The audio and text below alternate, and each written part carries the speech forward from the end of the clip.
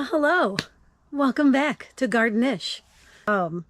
We've had a little bit of dilemma going on around the house these last couple weeks. I don't know, week and a half. I guess it's been exactly a week.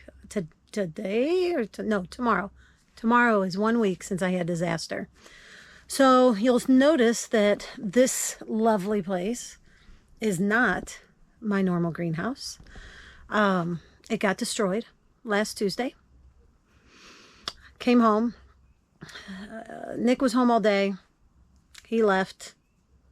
I came home about 2 hours after that. Never bothered to turn the cameras on because why would I? There's nothing's going to happen those couple hours. Well, apparently wind happened and demolished. Is gone. It looked like something jumped the fence because you could see where the fence was bent over and landed in the corner of the greenhouse and completely demolished it. I'll show you some pictures here in a bit. And I hollered over the fence, asked the question of, did you see what happened here? And I got a response of, oh, it was really windy.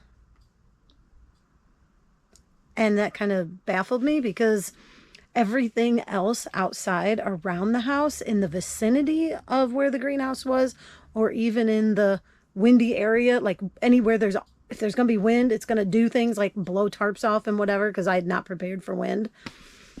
Nothing was disturbed. There was absolutely nothing disturbed in the whole area of my house except for my smashed greenhouse. Even the little tall skinny one wasn't touched. And that would be the one to topple over if we had wind, because that one was not meant for wind.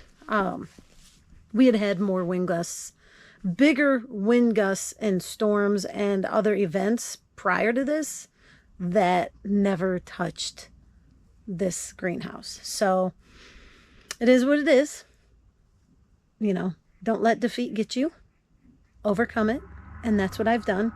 I took destruction and made it construction. So last week, Nick had to work out of town. So I tackled this situation on my own, which I knew I could. I would have rather have had his help, and it would have probably turned out a lot nicer had I had his help because he's better at certain things. But you know what? I got this thing up. It ain't going nowhere. And he's going to do some finishing touches for me, and we're going to make it right. So right now I need a door. Behind me, he has built me a beautiful door frame, but I don't have a door yet. I need to find a door or else he's going to have to make one.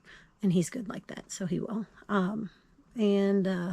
Yeah, I found free pallets at my pallet gold place that I get all my pallets from.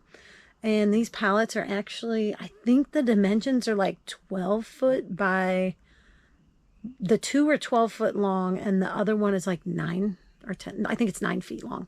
So it's a 12 by 9 structure with cattle panel roof, 16-foot panels. And then these pallets were actually, they were, instead of being regular slatted pallets, they were covered in plywood, which was even better because that gave me walls to work with. So all I did was I attached the corners.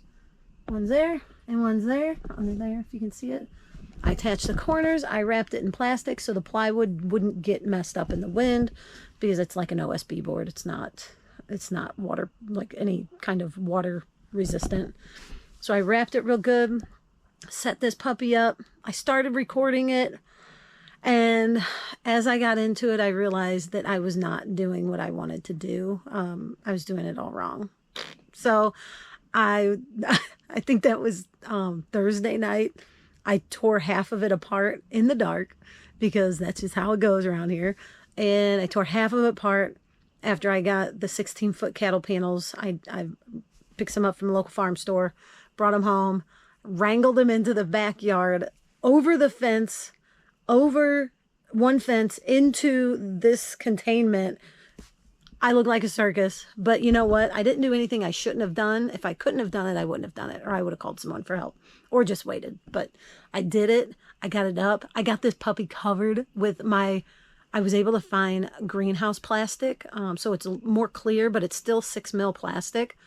so it's going to withstand the UV, because it's meant for greenhouses, and I'm still going to get the light penetration that I want to get for a greenhouse, because I don't want a high tunnel.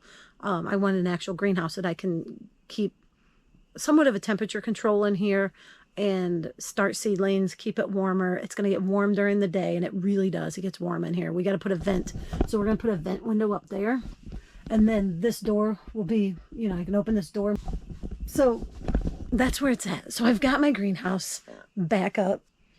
I've got a lot of stuff in here that's just kind of shoveled around because I didn't want to leave it outside. These shelves are the actual shelves that were in my little greenhouse. I was able to salvage them, but you can see like here where it was stressed out. There's here, down there. This thing got messed up. But the cover is still good. So if anybody needs a greenhouse cover, let me know. If you've got if you've got the skeleton, I've got the cover. You're more than welcome to it, because I'm not going to use it. I don't see myself having to build anything that shape and that size for a long time, because this is going to cut it for me for a while. But anyway, let's see what's in here. So I can just quit talking and you can see what kind of plants I was able to save. So I wasn't able to save everything. I was devastated. Like the amount of time and effort that I put into my seeds this year, Nick did a great job consoling me, but I was devastated. But like I said, don't let it get you. Conquer, overcome. That's what I did. So here, let's see what we got. I was able to, okay, these are some tomatoes. I've only got a couple growing in here. They're not, I think the shock of the fall really affected these, because they're not doing nearly as well as I thought they were going to. We've got some cabbage that's coming up really well. I'm going to have to repot this soon. I've got one onion here and one onion there. I think there's a little one growing up there. But those are onions. Who knows? Might have been stress from the fall. I don't know. It was, things were scattered so far and beyond. It was unbelievable. We don't have any tomatoes. I don't know what these are. Sandwich slicers. Those are not growing. Don't know what's up. These tomatoes are doing good. I mean, they're there. This tomato's doing good. What do we got? Snow peas. I knew these were snow peas because of the way they looked. I'm going to have to put these out in the garden soon. These are beans. I think they're pole beans. Yeah, Blue Lake pole beans. This guy, not looking so hot. This one's doing all right. None of the other ones have come up, though. Sweet peas. The only reason I knew these were sweet peas, look at this. That's all I lost so much. It's not even, it just, ugh, it makes me so mad. This is one sweet pea that's growing. It's the only one that's still growing, so I'm going to have to plant more of those. Only reason I knew these were sweet peas was because I put them in this black container, this black silicone container.